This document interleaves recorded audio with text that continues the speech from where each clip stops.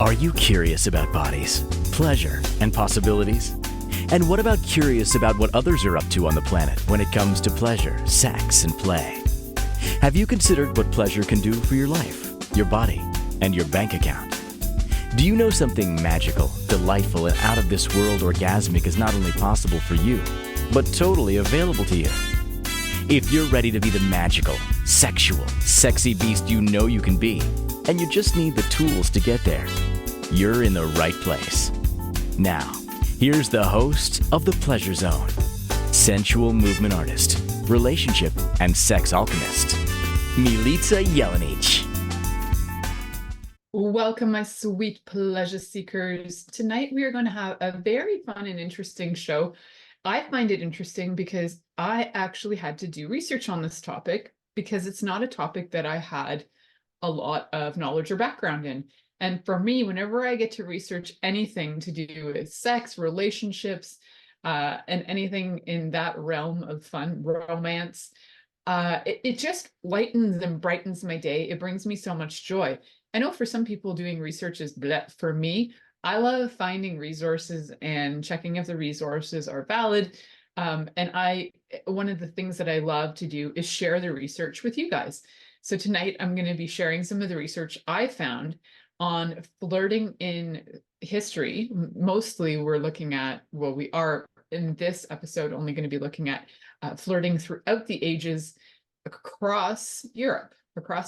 Eventually I'll probably do some research on the other continents, but right now Europe was the easiest one for me to do research on, mostly because I feel with my heritage being European that I can actually speak to it and also be able to share information, even to an almost modern day history about what my family did flirting across the ages. So, I have some stories to share. My dad was a very big flirt and still is. He's going to be 86 at the end of this month. And my dad's a very big flirt. So I'm going to talk a little bit about stories that he shared with me in his life. Not too many details because he sometimes gives me way too many details. but it's fun. It's I think therapeutic for him. But I'm going to share with you guys some of the references that I found for we're going to be going back all the way to ancient Rome and ancient Greece, all the way until the 1800s. So 19th century, 1800s. And depending on how much time we have left, we might even get right into the 1950s. There is a lot of differences across the countries. And so I'm going to be pinpointing times where I would say that these countries were kind of at their height. So talking about, Roman history, we're looking at BC to like 2nd century AD, that sort of time range. I'm not a historian, guys, but I'm just going to reference some time frames for you. Ancient Greece, we're looking at BC as well, like 100, 200 BC, that kind of time range. And then we're going to be looking at some of the height of the Norsemen, so like 600s to 1000 or 1200, around there. We're going to look at some of their flirting history, not necessarily the dating and the marriage, because those they can all be very different, but some of them actually coincide with each other. And then we're going to be looking at some stuff from France and England and Spain that has to do more with 16th century all the way till the mid 18th century Victorian era. And I think I'm going to share some things with you guys that you'll just both find humorous and playful. And there are some things that have been shared for well over 200 years that I found through research that Sotheby's, and I would say that Sotheby's is a very, I would say that they've done their research because they work in antiques and they work in all things to do with history. And I'll be sharing with you something that for a long time was believed to be true, but in fact, Sotheby's is saying that it might not be. And if you don't know what that is, stick around to find out.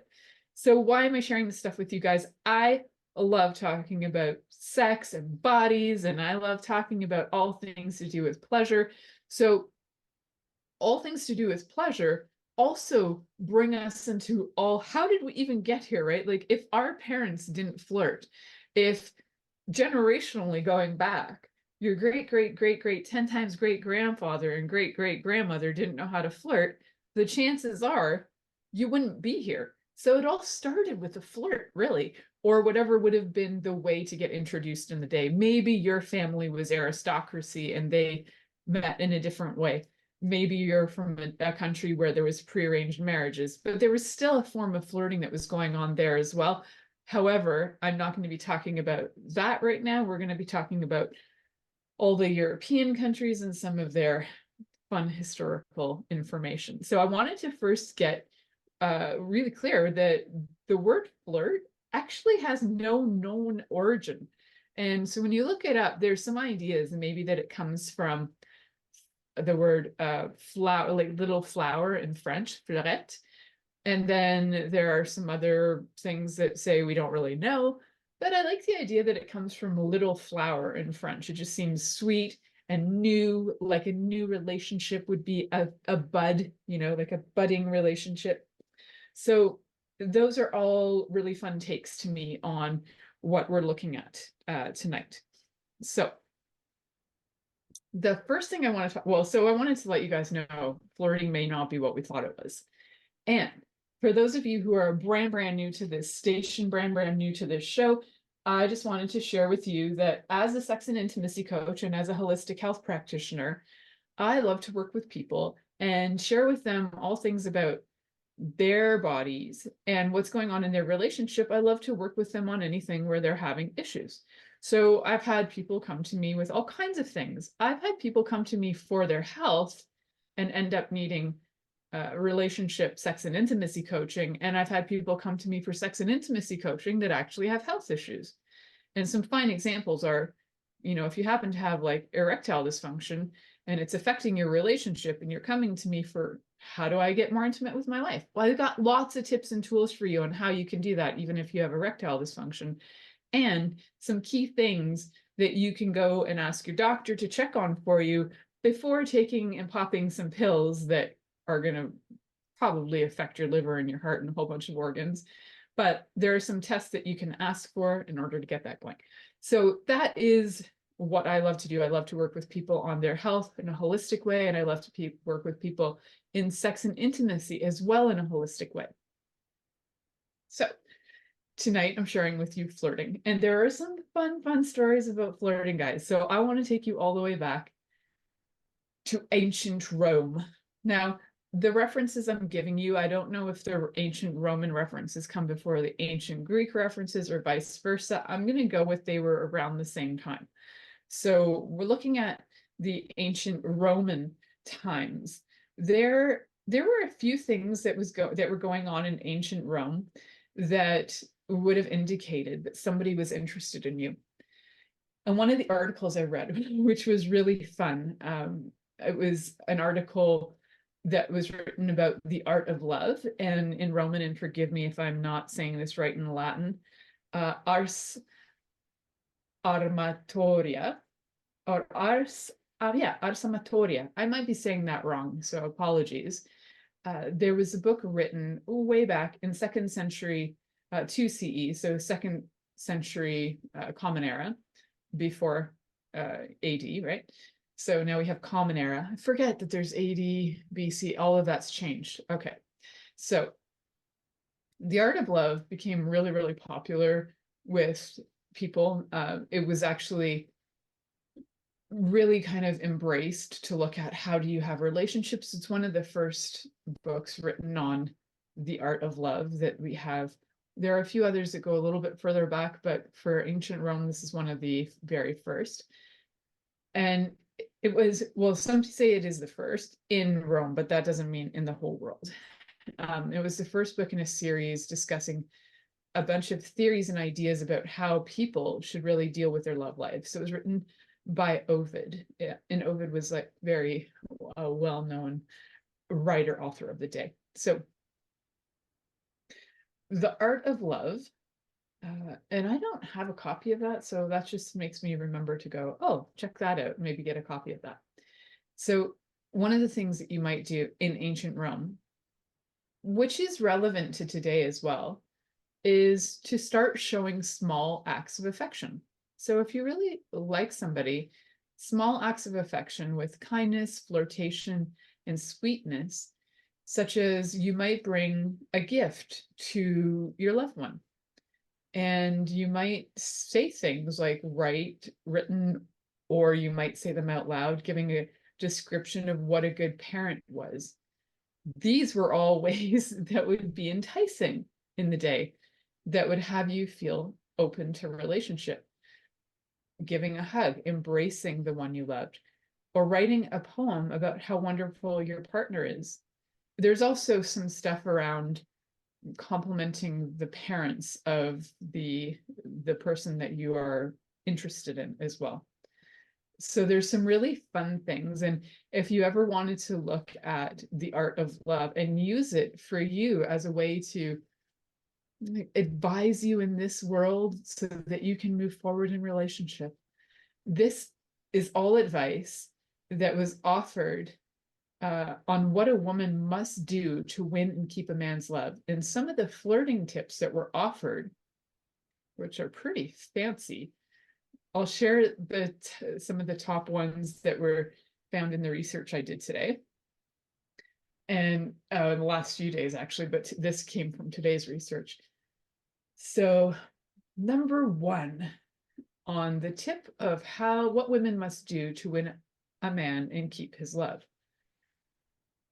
And keep in mind that in Roman times, it was actually really common for people to have to be bisexual, to have bisexual relationships, to have orgies, to have all kinds of things.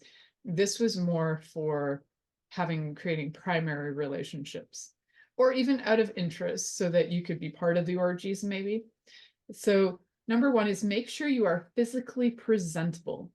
So you'd want to make sure, especially with Romans, they were really into baths and cleanliness. So you'd really want to make sure you were clean. This actually is true for a few of the cultures we'll be looking at.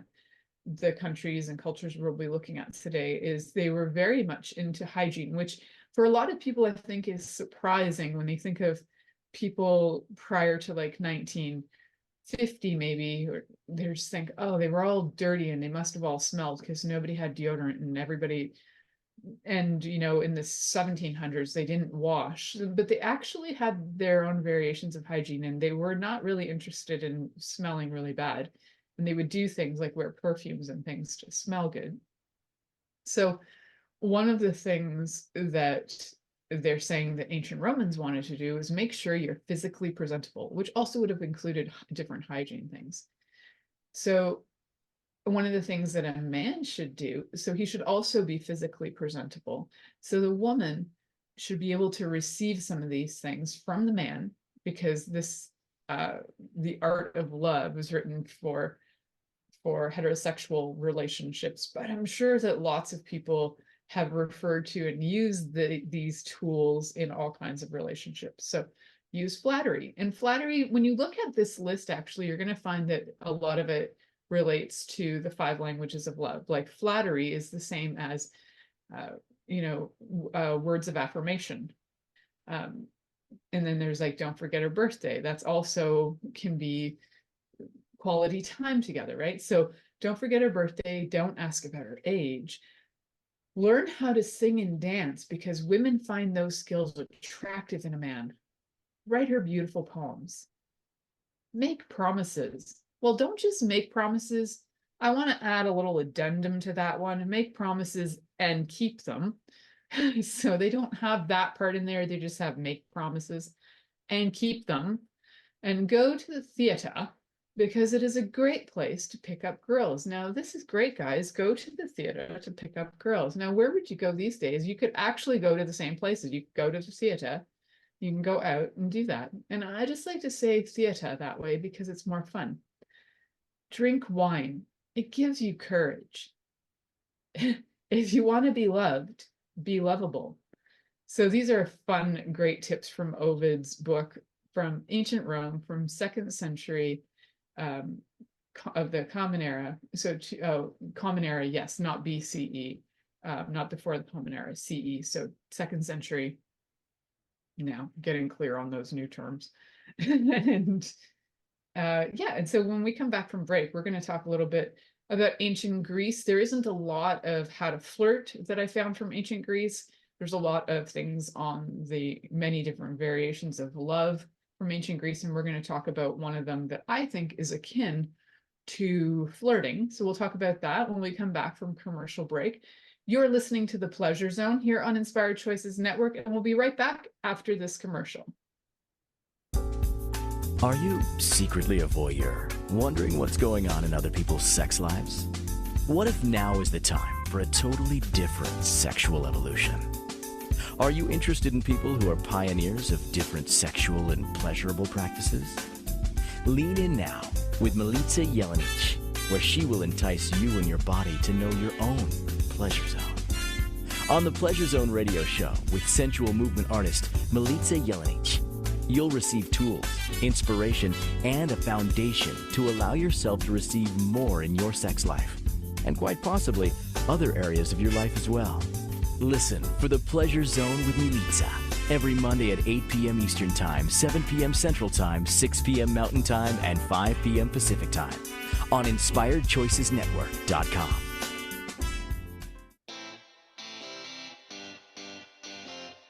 Are you a subject matter expert? Are you here to share your expertise with an audience waiting to hear from you in only the way you can deliver? Are you ready to have your voice amplified across the airwaves? Inspired Choices Network has a global radio platform streaming to millions of people across the world.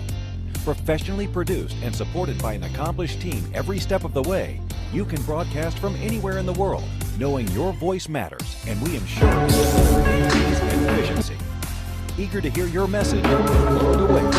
Contact us today to become an Inspired Choices Network radio host.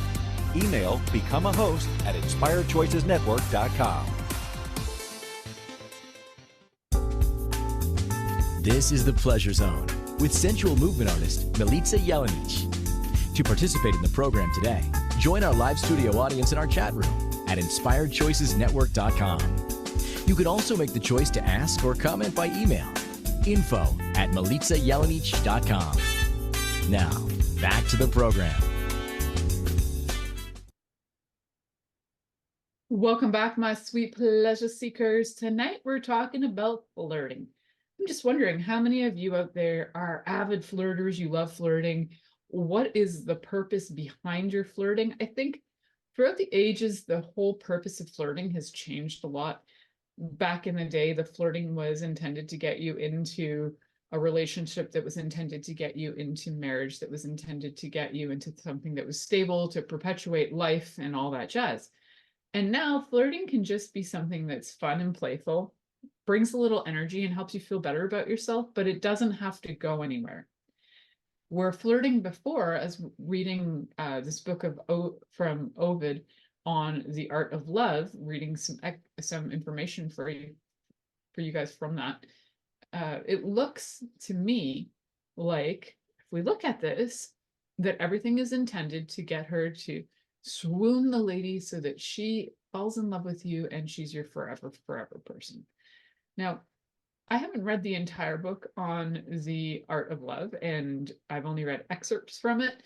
So I am actually curious, and I'm going to get it. And I'm going to listen to that or read it, and I'm going to find out if there's more information in there on what is intended with flirting, what is intended in general in relationships, and what is the purpose of relationships back then. Was it always to get married? Was it to create alliances? Because a lot of times it was for creating alliances, especially with aristocracy. So I wonder if that was true in general with people.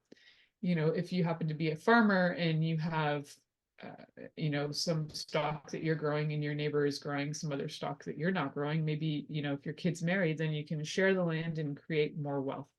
I don't know.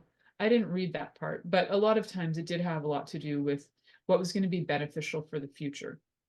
So it wasn't always just because you thought somebody was good looking and you wanted to have their babies or anything like that, but there were other reasons why people flirted and flirted themselves into and into relationships for sure. So then what happens? So we're talking a little bit about ancient Rome, which is kind of fun, great tips. Take some of those tips into your everyday life, whoever you're flirting with. I think they're really great. Basically, looking after yourself is key. I mean, if you're kind of coming off slovenly, it's not so attractive. And to remember things about your partner is really attractive too, like remembering their birthday and, doing things with them, quality time, singing and dancing, because back in the day and back in Roman times, that was the cool thing to do. But nowadays it could be anything, maybe you're into skeet shooting and you and your partner want to go skeet shooting. It's having that quality time together is really fantastic. And as much as it might not be your top love language, everybody has all the love languages that speak to them. Just some of them are more primary than others. So, whatever it is that you have in common, it can be really helpful to nourish that.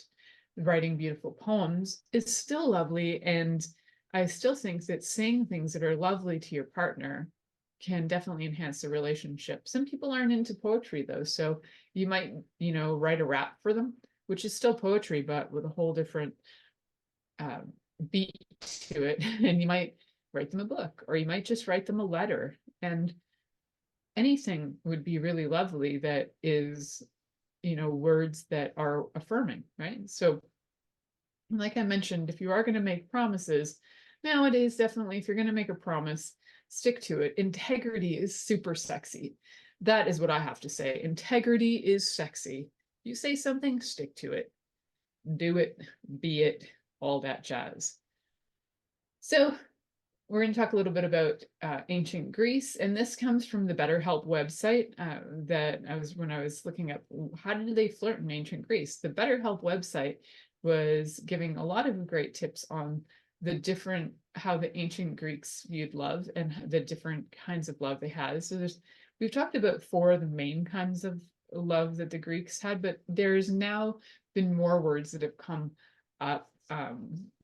I think now there's 7 or 8 that they talk about. And this is one that I had not talked about in the past and actually just learned about. And it's one of the many Greek words of love. It's ludus. And I think I'm pronouncing that correct. Apologies to the Greeks if I'm not. Ludus. And to the Greeks, ludus was a type of playful love that was indicated by playful behavior and budding feeling. So to me, when I read that, I think that feels very much like flirting, does it not? So it was often used to describe puppy love of a new relationship or a crush, and a relationship built on ludus typically did not lead to committed relationships. So it was really just playful fun and exciting to get things going. Yeah. So I kind of have a thing about Norsemen, Vikings. Vikings and Norsemen, by the way, are not the same. Not every Norseman was a Viking, but every Viking was a Norseman. All right. Okay. So this is from a history that was called History Collection, and the Vikings. The history of the Vikings on here was very fascinating, and they did refer to them mostly as Vikings. But I'm going to also just keep this as just to be aware that this was Norsemen in general, the Norsemen. So one of the things that was really key for the Norsemen was to be able to meet and talk. So it was a way to start to form and forge relationships. But there were also, and that's really common, right? You just want to meet and talk. So one of the things, though, that's really fun is that if a woman or a girl wanted to show a guy that she was interested in him, that she liked him, what she needed to do was she needed to make him a shirt.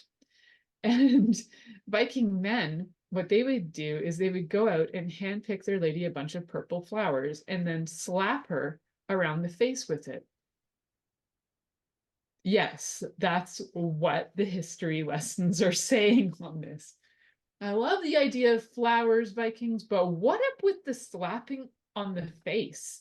I don't really know the why behind that, but that is part of the info that is out here. If any of you are historians and you specifically study Norse history and you have info on the Vikings and the Viking men, is this actually true? I couldn't find any evidence against it. And this is on a history collection site where these people are historians. So I'm thinking it's true. Fascinating. The other thing that I liked was that, he gets a shirt, but she gets a slap. I like it, but I don't like it. I think it's both funny and sad at the same time.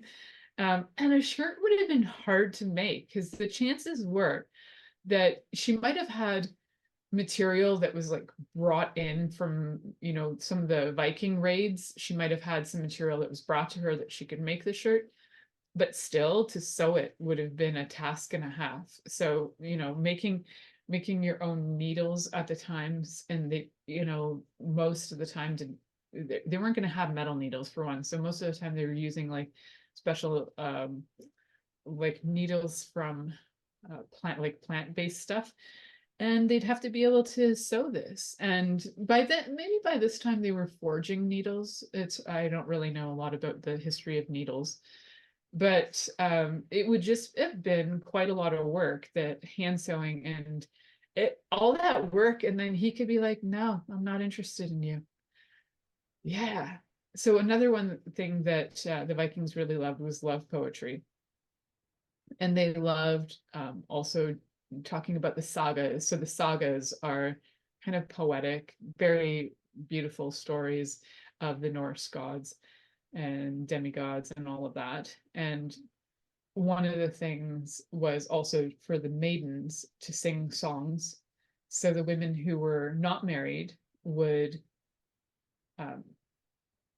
be composing and singing songs, although it became against the law in Iceland to do that. So sometimes it was actually better it was better to not sing the songs, because for some reason or other there was suspicion that came out that the Norse believed that the poems that people were saying, or the songs that were being sung, could act as spells to seduce and bind women, and also that these things could suggest that people knew that maybe these poems would have indicated things like she'd already known him intimately. And the Norse weren't against sex prior to marriage, but it was more that they wanted to make sure that the lineage was correct, right? So it wasn't a morality thing, like people might think it's a morality thing. What the writings and the literature on this show or indicate was that it was more that they wanted to make sure that everything in the lineage was correct. So if a woman had a child outside of wedlock, she wasn't necessarily so that kid wasn't necessarily going to inherit something from the father. So it created a bit of confusion. So one of the other things that was important, just like it was to the Romans, it was also important to the Vikings to have really good hygiene. They really loved taking care of themselves. They loved taking care of their hair and their clothing. And there's a lot of evidence in the graves that when they're doing excavations, that they can find that the Norse had combs and different things to look after their hygiene, and that they were actually concerned with these things. So I think that's pretty amazing, because I think another thing people often think is that they were just dirty back then, but they weren't. They actually cared about these things. And there is evidence. You can find it archaeologically. So I think that's very cool too. And they would pick things up when they traveled, right? So they might come across new and interesting ideas when they raided villages. And hygiene was, because it was so important to them, the hygiene of their hair was important, but also their bodies. They had washing bowls, even though it was kind of gross because it kind of shared the washing bowls, and they would clean all of their stuff out of there, they assume. And at least they were washing somewhat, is probably better than sitting in dirt. And it was actually kind of seen that the Norse were probably the cleanest people during the Dark Ages, according to, there was a cleric, John of Wallingford, and he noted that the Norse bathed weekly on a Saturday, and that was not common for people to be doing that at the time. They weren't filthy, but they definitely had, so because they wore layers and layers of clothes, they didn't necessarily wash their outer clothes, but they would often wash their underclothes, and they would, because you would have, several layers of them, you would wash what would be like a thing that was like a nightshirt, you would wash those things, and so you didn't smell as bad as maybe we think they did, and they probably cared enough to wash their parts, so they would do like a bowl bath, right? You might wash your face, your pits. I call it a whore bath. The face, the pits, the crotch, the butt, your feet, your whore bath. You're going to have one of those, and then you're going to be relatively clean. And that's what they did. They got themselves cleaned up. So hygiene was a part of it. And if you were showing up clean, then probably you were going to be a lot more attractive. So if you want to go back to Norse times and start dating, guys, what are you going to do? Grab some purple flowers and slap the person you're interested in across the face with those purple flowers. And ladies, if you're interested in somebody, make them a nice shirt. I think this tradition could be fascinating. And what would it be like today? We'd have, if you're slapping people across the face with flowers, you're probably going to get orders against you to not come near people. If you're giving people shirts out of nowhere, that could be nice, but you could be considered a bit cuckoo. So sounds like it could be a fun experiment if you're into what would it be like to date as a Norse. Go ahead and find out. I'm not saying go slap people with flowers. If they have a flower fetish and they're into being slapped and simultaneously they like them both, fantastic. But they might not. So definitely that's one to consider before going out and doing it for sure. So when we come back, we're going to be talking about some mid-16th century. We're just going to jump ahead a few centuries, and we're going to talk about some mid-16th century flirting that I came across some information there that I found fun, and also that I found was super fun because as we move in from the 16th century into the 17th, 18th century, this is where we start to discover the things that I thought were real and true until today, when I did some research on Sotheby's. All right. So, and who knows, makes me question all my reality. All right. So if you are interested in hearing what on earth that is, fantastic, stick around. You are listening to The Pleasure Zone here on Inspired Choices Network, and we'll be right back after this commercial. Are you secretly a voyeur, wondering what's going on in other people's sex lives? What if now is the time for a totally different sexual evolution? Are you interested in people who are pioneers of different sexual and pleasurable practices? Lean in now with Milica Jelenic, where she will entice you and your body to know your own pleasure zone. On the Pleasure Zone radio show with sensual movement artist Milica Jelenic, you'll receive tools, inspiration, and a foundation to allow yourself to receive more in your sex life, and quite possibly other areas of your life as well. Listen for The Pleasure Zone with Milica every Monday at 8 p.m. Eastern Time, 7 p.m. Central Time, 6 p.m. Mountain Time, and 5 p.m. Pacific Time on InspiredChoicesNetwork.com.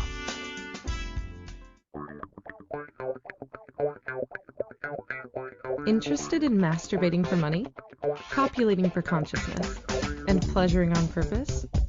21 Days of Sexual Magicism with sensual movement artist Milica Jelenic is an exploration of tools, processes, and actions that you can use to create more for your life, your body, your money inflows, and so much more. Graduated learning for all levels of interest. Learn at your own pace via video classes or join the yearly live class. Take a peek at www.milicajelenic.com.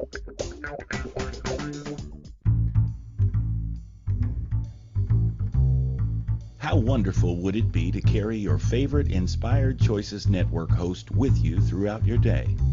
Well, now you can. Inspired Choices Network now has its very own mobile app. Our free app offers live streaming shows, along with thousands of podcasts and TV episodes. Our shows cover a wide variety of topics. Whether you're waking up with us, carrying us through the day, and taking us to bed with you, we're always here for you to enjoy. We're easy to find. Just search for Inspired Choices Network in the Apple App Store or Google Play Store.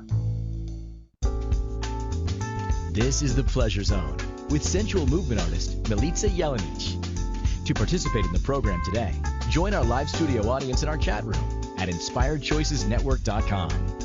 You can also make the choice to ask or comment by email, info@milicajelenic.com. Now, back to the program.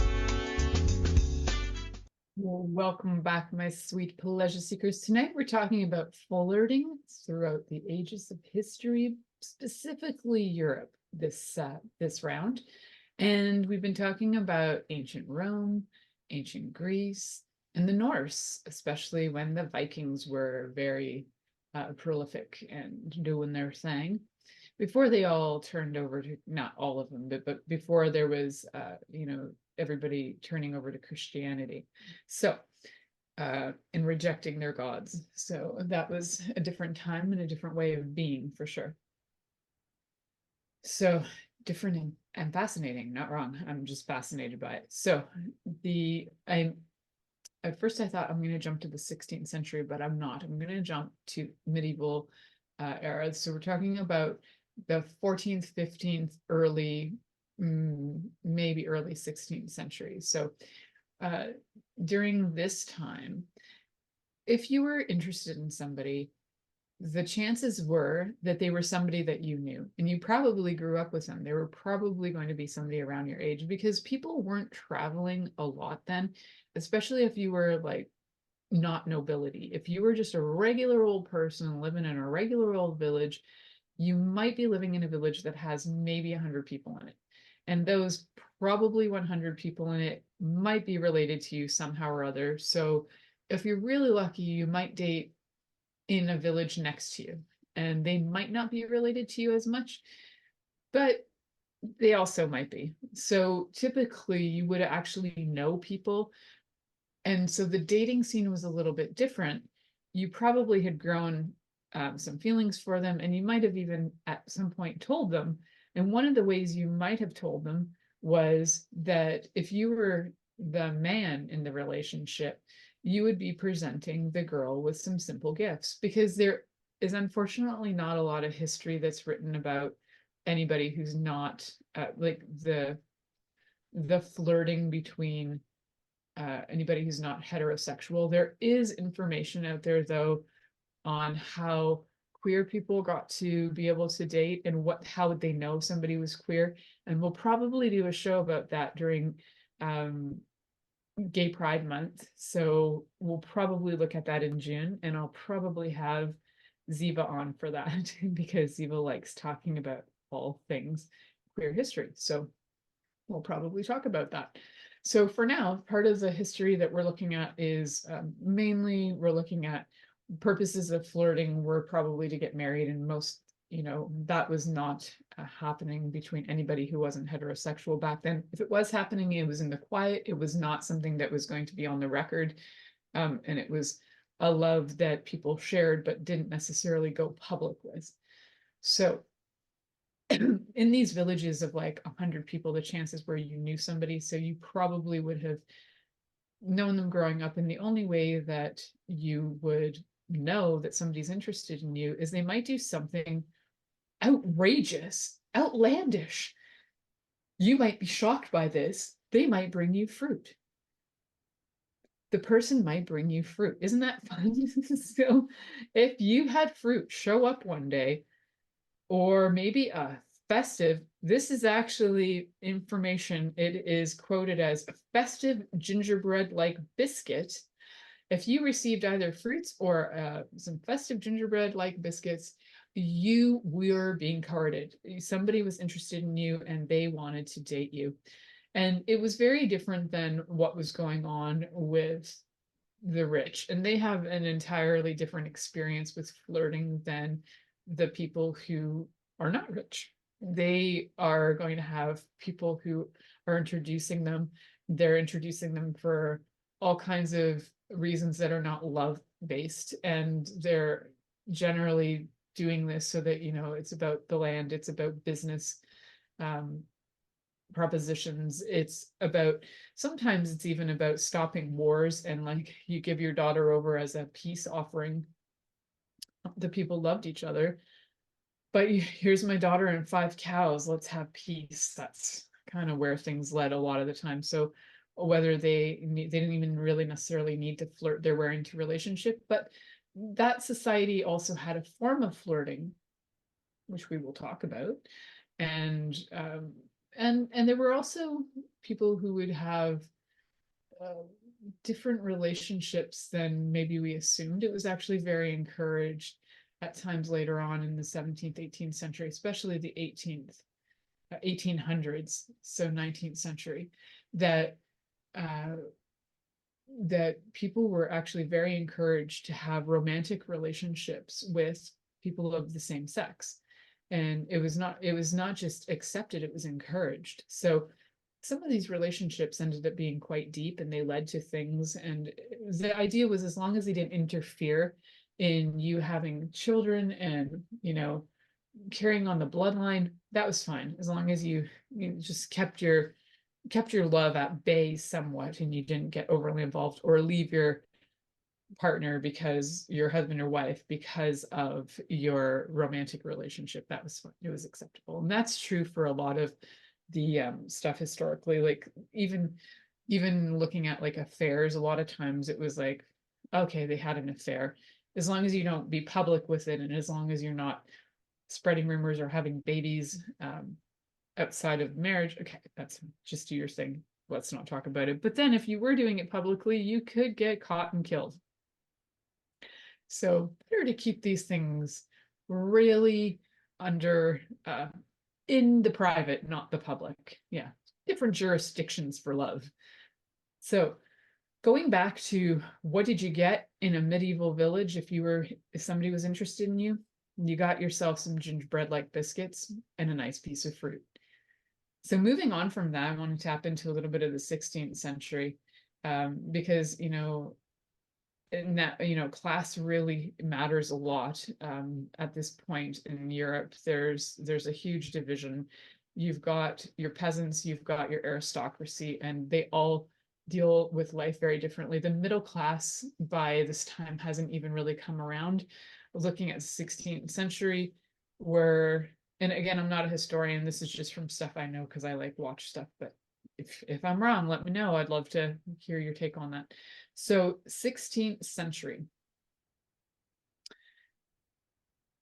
16th century flirting was very interesting, because the word flirting was not referred to what we thought it was referred to. So even before, they not necessarily had a word for what they were doing. They were trying to get involved in courtship. And so they were showing interest. And now this word flirting starts to get used. And in the mid 16th century, so we're talking like 1550s, flirting referred to what we now would call turning up your nose. So a flirt itself was like making fun of somebody, being a little sarcastic, bringing out some comments that were not necessarily kind, nitpicking, complaining. It wasn't, and like, it wasn't even very nice, or just like sneering at somebody. That was considered flirting, until around the same time a switch happened. And right around the same time, the mid 1600s, so coming after the 1550s, now we're coming into a time where flirting began to take on the meanings that we have it mean today, with like different romantic ideas behind it. And so there's evidence of that written in sea shanties in the 1650s and 16th century to mid 1600s. So 60, so about 100 years later. I've got to get clear on that, getting my centuries and my hundreds off on that. So at some point in the 1650s, there was a sea shanty written, and that sea shanty referred to an expression called to flirt a fan. And this is where we get into, and I don't know if you guys are familiar with it, how to flirt with fans. And it's an interesting idea, and it's an interesting history behind this. And we will talk about that when we come back from this commercial break. You're listening to Pleasure Zone here on Inspired Choices Network. We'll be right back after this commercial. Are you secretly a voyeur, wondering what's going on in other people's sex lives? What if now is the time for a totally different sexual evolution? Are you interested in people who are pioneers of different sexual and pleasurable practices? Lean in now with Milica Jelenic, where she will entice you and your body to know your own pleasure zone. On the Pleasure Zone radio show with sensual movement artist Milica Jelenic, you'll receive tools, inspiration, and a foundation to allow yourself to receive more in your sex life, and quite possibly other areas of your life as well. Listen for the Pleasure Zone with Milica every Monday at 8 p.m. Eastern Time, 7 p.m. Central Time, 6 p.m. Mountain Time, and 5 p.m. Pacific Time on InspiredChoicesNetwork.com. This is the Pleasure Zone with sensual movement artist Milica Jelenic. To participate in the program today, join our live studio audience in our chat room at InspiredChoicesNetwork.com. You can also make the choice to ask or comment by email. info@MilicaJelenic.com. Now, back to the program. Welcome back, my sweet, sweet pleasure seekers. We're going to be talking about fan flirting. Was this true? Was it not? How did it happen? What's going on? So if this is a new concept to you, back in the day, there was a lot of use of fans for specifically because it was a way to cool down. And things were definitely moving across the world a lot more. So you were starting to get influences from different parts of like China and Japan, where fans were used a lot more. And there was, the art of fan. There's like different fan dances in those countries. And I'm sure across India, there's also some fan dancing, and Bali, Indonesia, they probably have that too. So there was a lot of fan stuff going on, and people used them for practical reasons, but also there was a theory that people used it as a code for flirting. And there was a fan maker named Duverleroy, and I definitely didn't say that right. It's French. Duverleroy. Yes, which is a fan maker that was in Paris in 1827, and he had published a leaflet explaining the language behind the uses of the fan. But in reality, he did this to boost fan sales. So he actually had created this leaflet, and whether people used it, studied it, took it to heart, and then took it into their life is a whole other,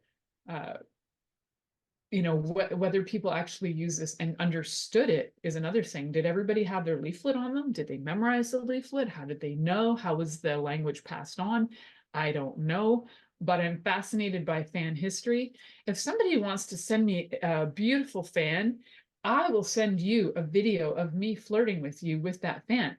If you'd like to know how to send me a fan, just go on my website, milicajelenic.com, MILICAJELENIC.com. Send me a message with the topic, send you a fan. I will respond. I will give you a mailing address so that you can send me a beautiful fan, and I can send you a video of me flirting with you with that fan. How fun is that?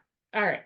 So next on the list is, how do we know that this is not so true? Well, there was actually a lot of other people writing articles on the fan culture at the time and the coding of fan language. And many people were saying that this was not true. And in fact, it was just a bit of a lark. So people were just thinking, what a joke. We're just gonna play it. I guess some people played along with it. Maybe they, kind of like youth culture might have played along with it. but it might not have actually been true. And guys, Sotheby's is pretty legit. I would say they're super legit around their history for sure, and knowing what history and doing their research, right? So I kind of like that they have this specific thing that they found, which was the leaflet. And I found a copy of that leaflet, which makes it even more fun. And that copy of the leaflet has all kinds of things in there. Like if you're carrying the fan in the right hand in front of your face, it means follow me. If you're carrying your hand in your left hand in front of your face, it means that you're desirous of acquaintance. If you are placing it on your left ear, it means I wish to get rid of you. And if you are drawing it across your forehead, it means you have changed. Twirling it in the left hand, which I can't twirl this one, means we are watched. Carrying it in the right hand means you are too willing. Drawing it through your hand means I hate you. Twirling it in the right hand means I love another. Drawing it across your cheek means I love you. Presented shut is the question, do you love me? Drawing it across your eyes, I am so very sorry. Touching the tip with your finger, I wish to speak to you. Letting it rest on your right cheek, yes. Letting it rest on your left cheek, no. Open it and shut it, you are cruel. Dropping it, we will be friends. Fanning slowly, I am married. Fanning quickly, I am engaged. With the handle to lips, kiss me. Open wide is wait for me. Mine won't open wide. Carrying it in the left hand open, come and talk to me. Placed behind the head, don't forget me. And with the little finger extended, goodbye. How fun is that? Who doesn't want to flirt with fans? I would love to flirt with a fan for you and get all fancied up and get flirting with fans, because that is delightful. And I would love to know how you would love me to flirt with you with a fan. And let me know. Send me a fan. Send me a beautiful fan, and I will send you a beautiful video flirting with you with a fan. Now that is an offer. I don't know who can refuse it. So what did we learn today, guys? I didn't even get to like the 19th century and the 20th century and the 21st century, because you know what? Flirting and relationships have changed so much in a way, and yet not a lot in a way, in the last 200 years. We have a lot of things that are true still to this day, but actually we've become a little bit more prudish than we ever were. And in some ways we become very negligent and less careful. So we have like a mixed bag going on, and it's definitely changed in the last 200 years. So when I've skipped a few hundred years in here and there historically, I think as certain technologies change, as we have more access to more people, as we travel, as we tap into other cultures and we learn things, flirting changes throughout history. So whether flirting changes because you go to one country and they flirt one way, and where you're from they flirt another way, you can get a lot of mixed information. You can actually travel across, you could probably travel across the Balkans, I'm going to use as an example, and you could do things that would have some people think that they're going to marry you, and you could do those same things in France and somebody would think that you were scum of the earth. So depends on where you go. If you are traveling, it's good to know the etiquette of the country that you're going to in terms of flirting, and what, you know, if you do this in some country, you might be engaged to somebody. If you're sticking your finger on your eye or near your ear, and all of a sudden you don't know, that's like fan etiquette. Thank you for listening to The Pleasure Zone with sensual movement artist Milica Jelenic. The Pleasure Zone returns next Monday at 8 p.m. Eastern, 7 p.m. Central, 6 p.m. Mountain, and 5 p.m. Pacific on InspiredChoicesNetwork.com. We hope you'll join us. Until then, have the best week of your life. by choosing to be turned on and tuned in to your body.